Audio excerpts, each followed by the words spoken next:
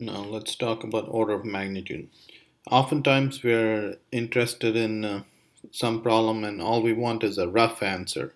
And what we mean by a rough answer is something uh, to within a factor of 10. So if you get,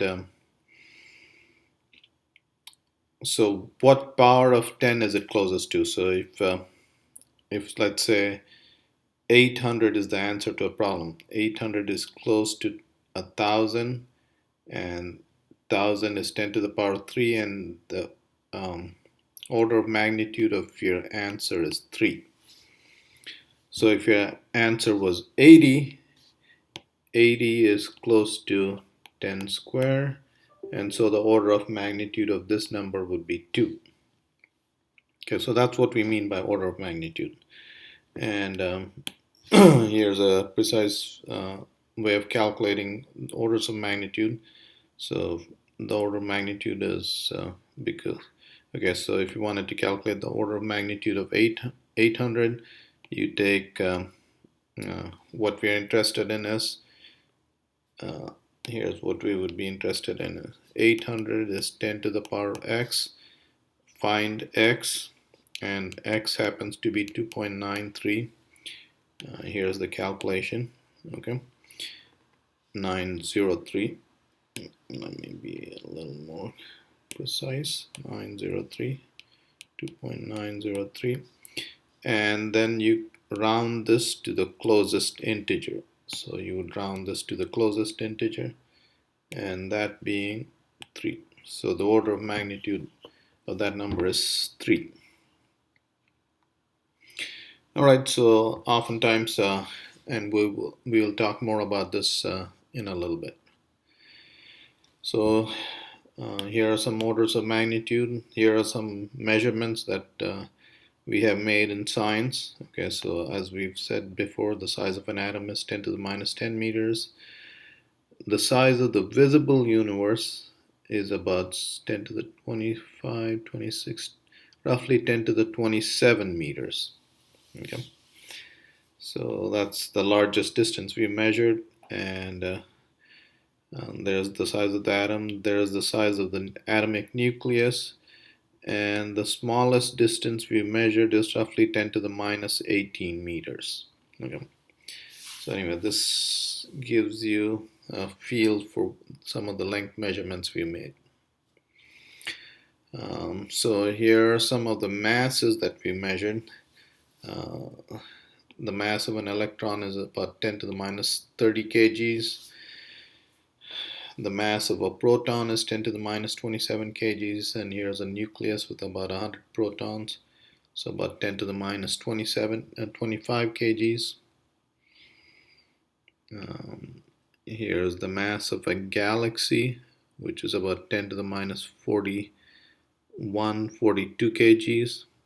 And here's the mass of the visible universe. Okay. So here are some of measurements we made on the mass. Okay. And here are some measurements for the time,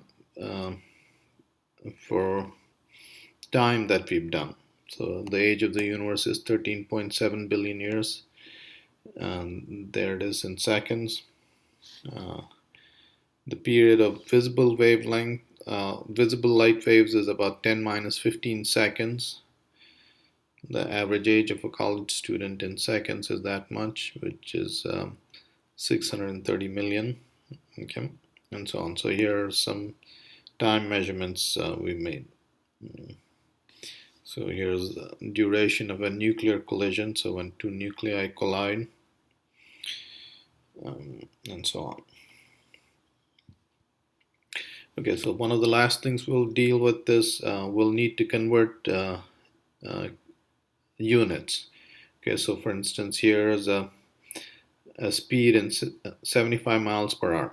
Okay, now the trick to converting it is, see, this is, all we're doing is multiplying this quantity by 1.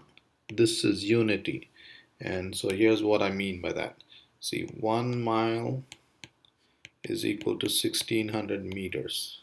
So 1 mile divided by 1600 meters would be 1, but that's also equal to 1600 meters divided by 1 mile.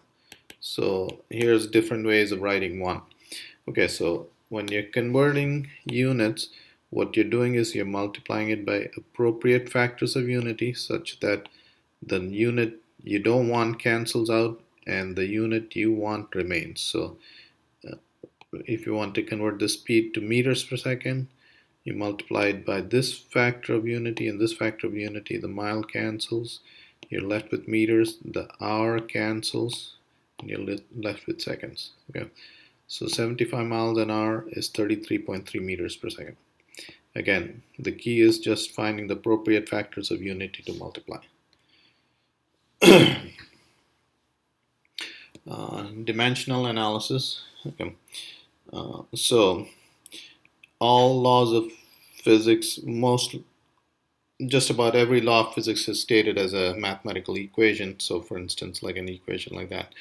And what dimensional analysis says is if one side of the equation has the dimension of length, for instance, this is distance and this has a dimension of length, then every term on the right hand side, this has to have dimensions of length, this has to have dimensions of length, and if they don't, then this equation cannot be right.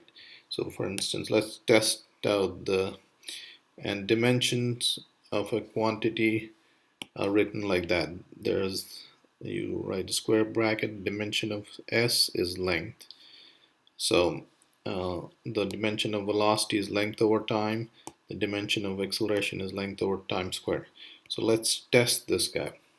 Okay, so the dimension of s, so the question is this equation correct? Okay, so the dimension of s is L. Okay, the dimension of velocity is L over time, and dimension of time is time square plus a number 0.5 is dimensionless. Dimension of acceleration is L over t squared times t, and you can see that this term has, the left hand side has dimensions of length, the right hand side first term is dimensions of length over time, and the second term is length over time.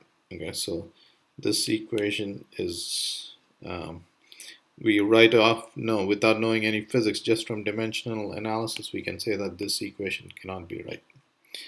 So essentially, if you have in an equation, if you have oranges on the left hand side, you have to have oranges on the right hand side, and that's dimensional analysis.